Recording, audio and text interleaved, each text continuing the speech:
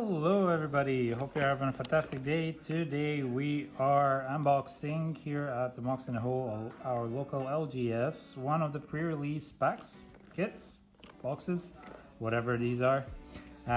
So yeah, today we're just gonna have a look ahead of our pre-release event at what the contents are of pre-release.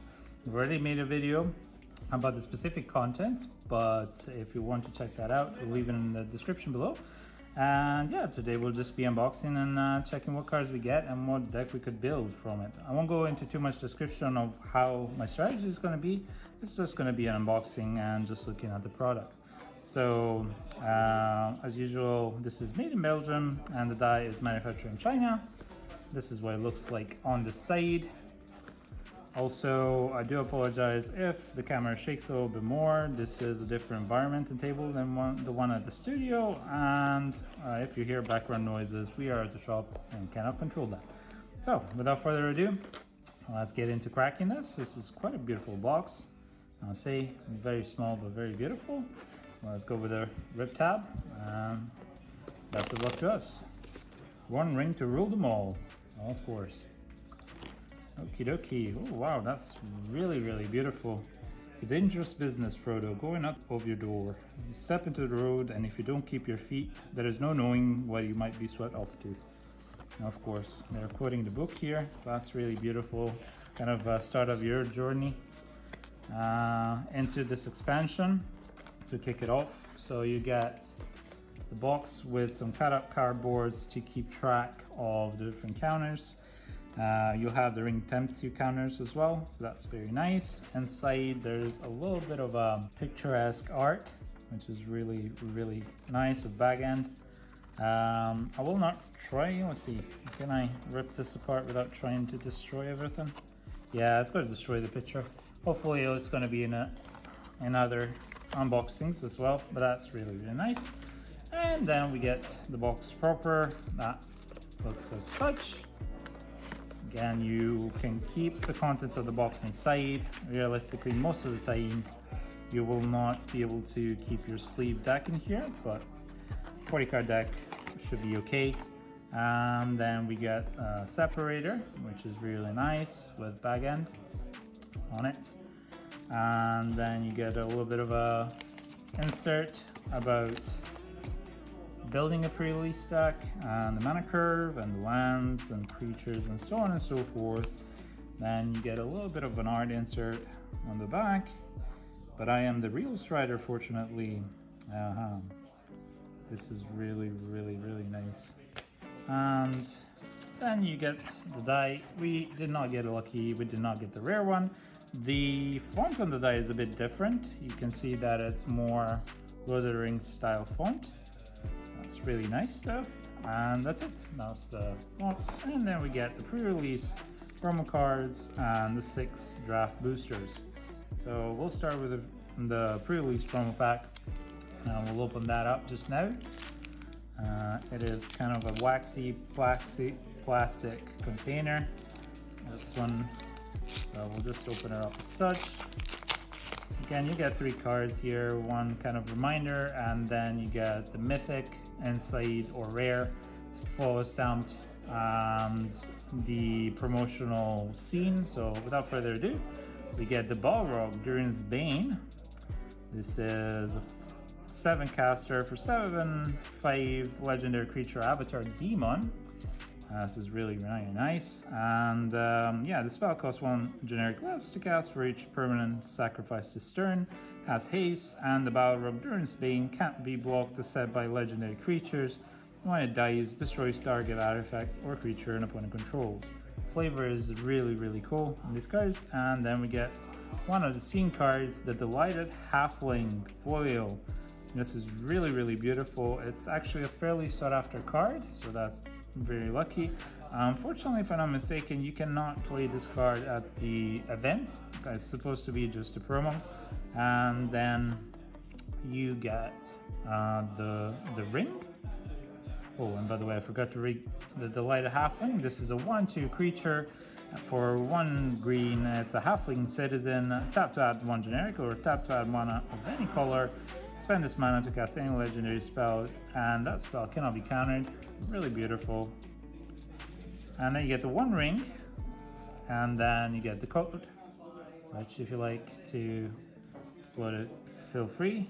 So this is really nice. You have a little bit of a cardboard cutout kind of thing, and it explains some of the mechanics of the one ring here. It explains as the ring tempts you, what happens, and yeah, you can. I'm not going to bend this because this is really nice, but it's very, very interesting. And that's it. That's the promo pack right there. And then we'll start with the first draft booster. Open that one up. I hope you guys have a lot of fun at your pre-release, and yeah, you get lucky and you win the whole thing, or at least you get some nice cards out of it and have fun. First common is Escape from Orthanc, which is an instant for 1 white. Target creature gets +1/+3, gains flying until the end of turn. Untap it, so good interaction. Galadriel Bow, artifact equipment with flash for 3. When Galadriel Bow enters the battlefield, attach it to target creature, control, untap target creature. It gets +1/+2 and has reach, and you can equip it for 2. So this is kind of like a combat trick equipment.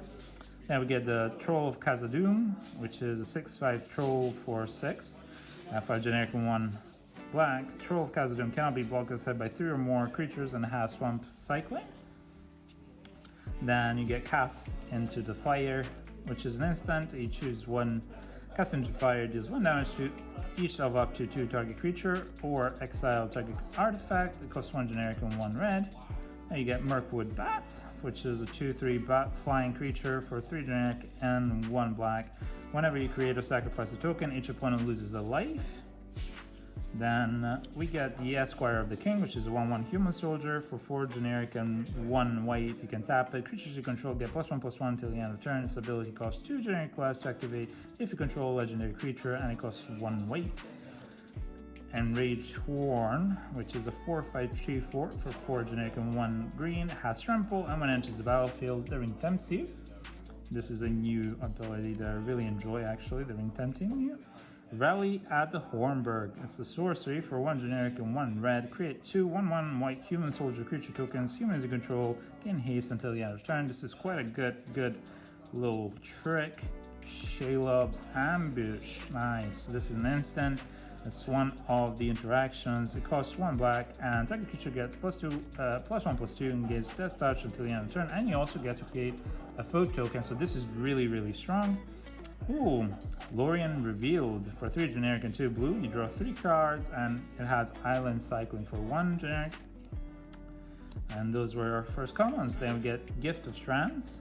And I really love the lore and the flavor of these cards. 3 generic and 1 green, has flash, enchant creature, and when it enters the battlefield, you scry 2. Enchant creature gets +3/+3, and there's a theme of scrying and drawing between blue and green, so that's really nice. Then you get Glorfindel, Dauntless Rescuer. And it's a 3/2 legendary creature, Elf Noble for 2 generic and 1 green. Whenever you scry, you choose 1, and Glorfindel gets +1/+1 until the end of turn. So either you must be blocked this turn if able, or it can't be blocked by more than 1 creature each combat this turn. And then you get Bitter Downfall, which is an instant interaction for 3 generic and 1 black. This spell costs 3 generic less to cast if targets a creature that was dealt damage destroying. Destroy target creature is controlled, loses 2 life. And then we get Moria Marauder, which is a Goblin Warrior 1/1 double striker for 2 red, and whenever a Goblin or Orc you control deals combat damage to a player, you exile the top card of your library. You may play that card this turn, so that's really good. And then we get a Tentacle. Nice, and an island, so that's really good. It's looking like maybe black and red might be the way to go, but let's see what the other boosters hold for us. Alright, second booster. Okay, the Seeded Messenger, which is an instant for 1 blue. Target creature gets -3/-0 until the end of turn, and you amass 1 orc, which is a new mechanic, amass. Alright, Mirror Guardian. Well, amass is coming back. It's not a new mechanic, but it's just amass orc is the newer one, where you create orcs. Mirror Guardian is a 4/2 dwarf soldier creature for 2 generic and 1 green. When it dies, the ring tempts you. Okie dokie. Star Wars of Osgiliath, which is a 4/3 human soldier for 4 generic and 1 white. When it enters the battlefield, the ring tempts you again. And whenever you draw your second card, each turn you put a +1/+1 counter on Star Wars of Osgiliath. I actually like this card. There you go. We get one of the scene cards, extended Lash of the Balrog. Again, in the draft boosters, you can get extended and or the ring showcase in any of the slots to replace any of the rarity cards of that slot. So the Lash of the Balrog is a 1 black as an additional cost to cast this. You sacrifice a creature, pay 4 generic and destroy target creature.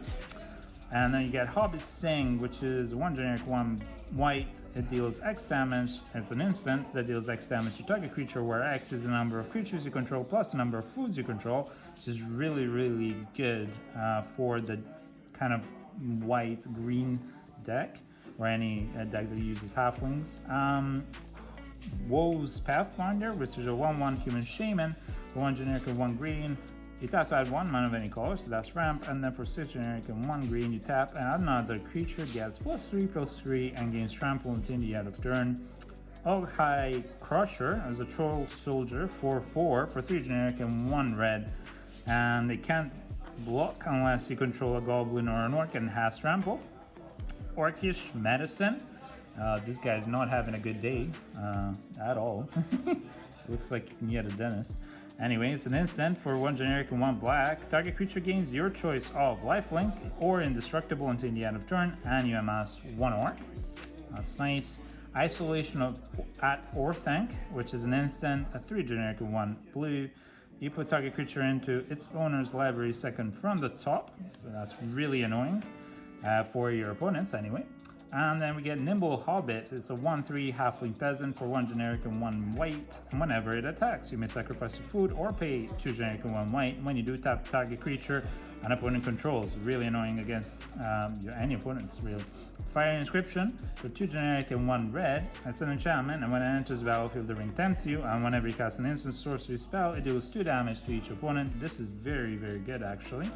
Gron the Gatebreaker. It's a 5/5 vehicle, 3 generic and 1 black. It has trample, and so long as it's your turn and you control an army, Gron the Gatebreaker is an artifact creature, and you crew for 3. It's a 5/5, so that's good with trample. Peregrine Took. Alright, 2/3 halfling citizen for 2 generic and 1 green. If 1 or more tokens would be created under your control, those tokens plus an additional food token are created instead, and then sacrifice 3 foods to draw a card. Really good. Alright, nice. We get a Showcase Ring Meride Esquire of Rohan. It's a 2/2 haster for 1 red and 1 white. It has first strike as long as it's equipped, and whenever you attack with Mary and another legendary creature, you draw a card. Really nice. Ooh, and then we get one of the map lands with extended art for plains, Shire, and then we get a food token. Very nice. Okay, 4 more boosters to go. So far it's looking like maybe black and red might be the way to go for this one, but we will see. Okay, Sorcery, Breaking Fellowship. It's a 1 generic and 1 red. Target creature an opponent controls deals damage equal to its power to another target creature that player controls. The ring tempts you. So this is an interesting interaction. It's slow. That's not bad. Fire of Orthanc. Sorcery, destroy target artifact or land. Creatures without flying can't block this turn for 3 generic and 1 red. Kind of like I guess a combat trick to make you go wide and just win, hopefully. Slip on the ring, instant for 1 generic and 1 white. Exile target creature you own, then return to the battlefield under your control. The ring tempts you. Then you get Oliphant, which is a 6/4 Mantle Cycler for 5 generic and 1 red. It has trample, it attacks. Another target creature you control gets +2/+0 and gets trample till the end of the turn. Ooh, Brandywine Farmer is a 1/1 halfling peasant for 2 generic and 1 green. When it enters the battlefield, you create a food token, and also when it leaves the battlefield, it does the same. So if you do actually, funny enough, slip on the ring, you can exile it, and then you create basically 4 food tokens just in one go. So that's a really cool interaction. Next up, you get the Relentless Rohirrim. which is a 4/3 human knight. When it enters the battlefield, the ring tempts you. It costs 3 generic and 1 red. Mordor Muster is a sorcery for 1 generic and 1 black. You draw a card and you lose a life. You amass Orcs 1. Then you get Grey Haven's Navigator, 3/2 Elf Pilot for 2 generic and 1 blue. Flash, and when it enters the battlefield, you scry 1.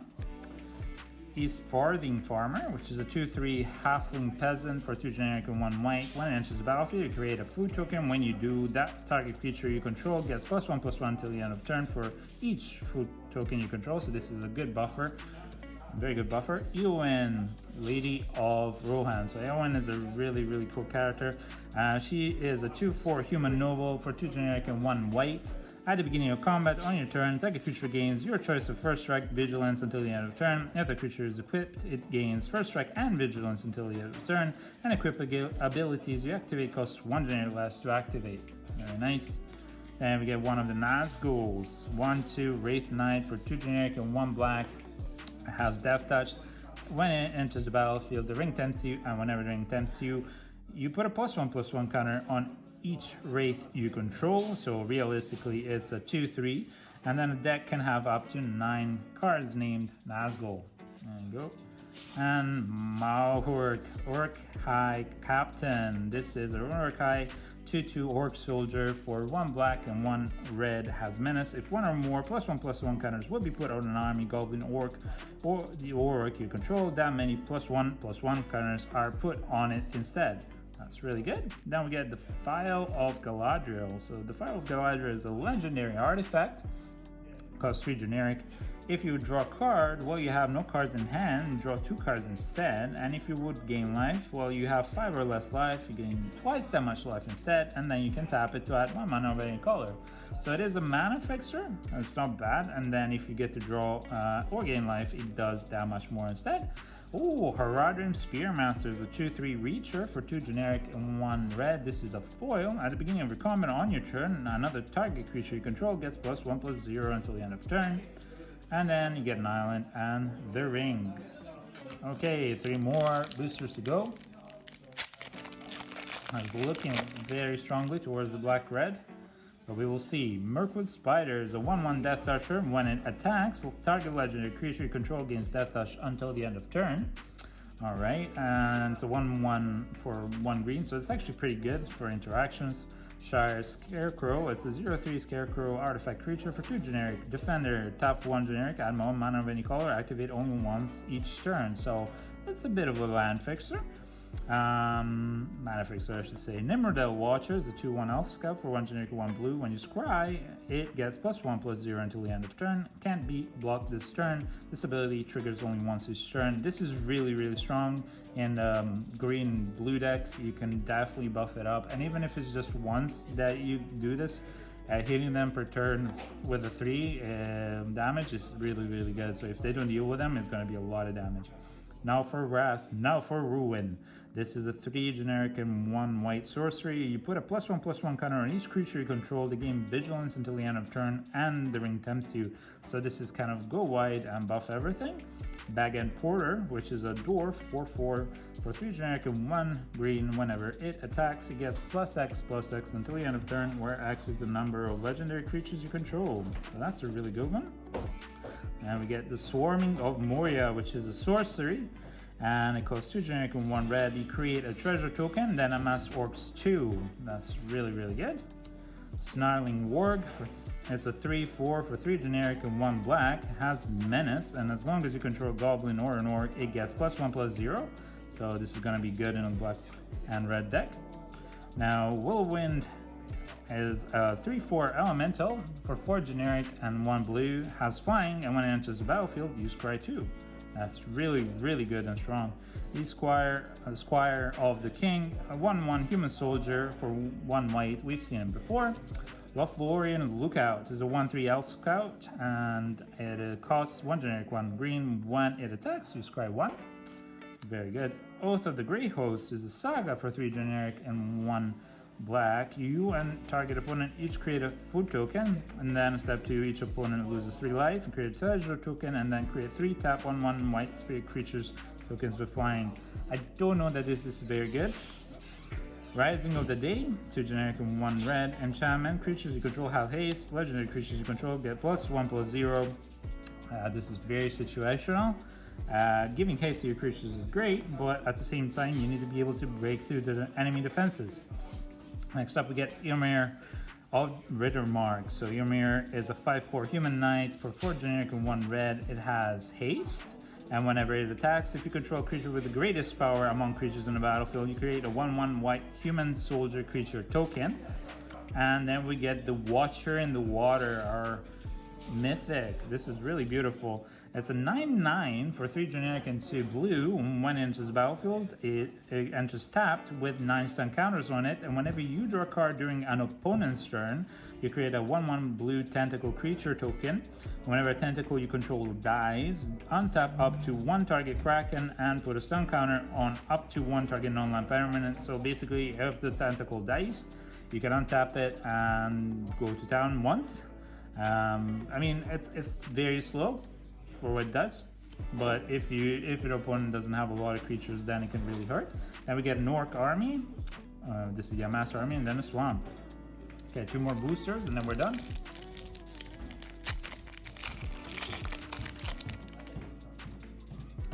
Okay, next up we have the Great Hole of the Citadel. It is a land. You tap to add 1 generic, and then for 1 generic and then tap, you add 2 mana of any combination of cards. Spend this mana only to cast a legendary spell. So this is one of the land fixing. Birthday Escape sorcery, draw a card and tempts you. That's a really good card for 1 blue.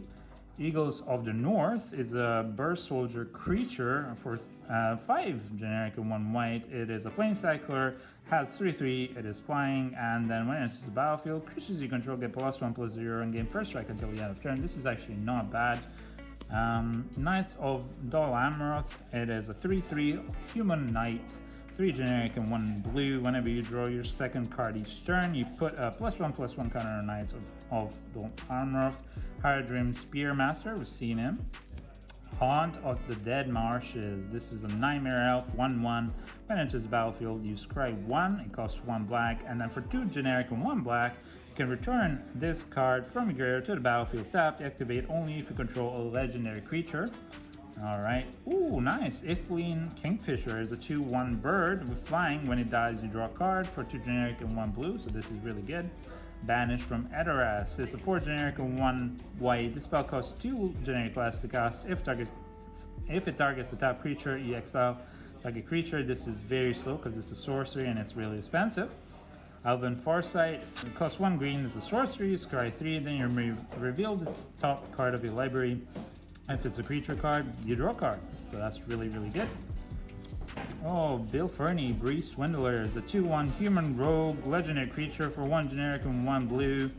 And when it becomes blocked, you choose 1. You either create a treasure token or target opponent gets control of a horse you control. The dude remove Bill Fernie from combat and create 3 treasure tokens. Alright, next up we have Lost to Legend, which costs 2 white as an instant. Put target non-land historic permanent into its owner's library for 4th from the top. That's really annoying. Celebron the Wise is a 3/3 legendary creature, elf noble for 3 generic and 1 green. And whenever you attack with 1 or more elves, you scry 1, and whenever you scry, Celebron the Wise gets +1/+1 and until the end of turn for each card looked at while scrying this way. So this is really, really good in a scry deck. And we get the Rangers of Ithilien, which is a 3/3 human ranger for 2 generic and 2 blue. It has vigilance. When it enters the battlefield, you gain control of up to 1 target creature with less power for as long as you control this card, and then the ring tempts you. Ooh, and we have a foil rare, Horn of the Mark. This is a 2 generic legendary artifact. Whenever 2 or more creatures you control attack a player, you look at the top 5 cards of your library. Okay, and then you may reveal a creature card from among them, put it in your hand, put the rest on the bottom of the library in any random order. So this is not bad at all. You can attack any player. It doesn't mean that you have to do damage, and you look at top 5 cards and you can just get a creature card, and it's very cheap as well. Then we get a swamp, full art map, and then a treasure token. Okay, the last booster, and after that we'll be done. Last booster, what does it contain? So far it's kind of even between blue-green, I think, and black-red, with black-red being a bit ahead so far. An inherited envelope is an artifact for 3 generic, and when it enters the battlefield, the ring tempts you, and you can tap to add 1 mana of any color, so that's good for land fixing. Mortar Trebuchet is a 1/4 defender wall for 2 generic and 1 black. Whenever you attack with 1 or more goblins and or orcs, you create a 2/1 colorless construct artifact creature token with flying named Ballistic Boulder. That's that, and attacking. That's nice. Sacrifice the token at the end of combat. That's actually pretty good and funny. Alright, Lambas, which is a 2 generic artifact food. When it enters battlefield, you scry 1, then draw a card. Okay, and then you tap 2 and tap it for sacrificing to gain 3 life, so it's a food. And when Lambas is put into graveyard from the battlefield, its owner shuffles it into their library. So this is a food that keeps coming back and allows you to scry and draw. This is a really good card. Ooh, Downland Kerbane is a 1/1 bird horror. 2 generic with 1 black, has flying, and when it enters the battlefield, you amass Orcs 2. Battle Scar Goblin is a 2/2 Goblin Warrior for 1 generic and 1 red. Whenever it becomes blocked, it deals 1 damage to each creature blocking it. Morgul Knife Wound, that is an enchantment interaction, and it's a 1 generic, 1 black. Enchanted creature gets -3/-0 and has, at the beginning of your upkeep, exile this creature unless you pay 2 life. This is really annoying. Pillager Survivor is a 1/3, 1 generic and 1 blue human peasant. You tap to add 1 mana of any color to spend the spell. This to cast any mana for instant or sorcery spells, and then 5 generic and 1 blue. Tap it to mill target player for 3 cards. Protector of Gondor is a human soldier. When it enters the battlefield, you create a 1/1 human soldier. That's white, and then yeah, that's it. It creates a 4 power board presence. That's really good, actually. Generous Ant is a 5/7 reacher for 5 generic and 1 green. It is a tree folk, and when it enters the battlefield, you create a food token that has 4 recycling. Meldor, the Swift Savior, is the first uncommon. It's a 3/3 burst soldier for 3 generic and 1 blue. It has flying, and when it deals combat damage to a player, you exile up to 1 target creature you own, then return it to the battlefield under your control, so it re-enables ETBs. Shadowfax, the Lord of Horses, is a 4/4 legendary creature horse. Horses you control have haste, and whenever it attacks, you may put a creature card with lesser power from your hand onto the battlefield, tapped and attacking. So this is really good, and you can even splash it in. The Great Havens is a legendary land that enters the battlefield. You scry 1, you tap to add 1 generic, and then tap to add 1 mana of any color among legendary creature cards in your graveyard. And then we get Lee Gandalf the Grey as a 3/4 Avatar Wizard for 3 generic and 1 blue, 1 red. Whenever you cast an instant sorcery spell, choose one that hasn't been chosen. You may tap or untap target permanent, or Gandalf the Grey deals 3 damage to each opponent, or copy target instant sorcery spell you control. You may choose new targets of the copy, and then put on Gandalf on top of its owner's library. And then we get another Ymir of the Written Mark in foil, and a map, forest, and a treasure. So that's it for our unboxing. I don't really know how I'm going to swing this deck. Maybe I'm going to stick with black-red, but we'll see once I analyze all the cards. You look at the best performing ones, and the ones that have the colors that have the more removal and creatures that you can play in a curve, and then you just go for there. But either way, I hope you've enjoyed this video, and yeah, be good, be kind, have a good day, and we'll see you in the next one. Bye!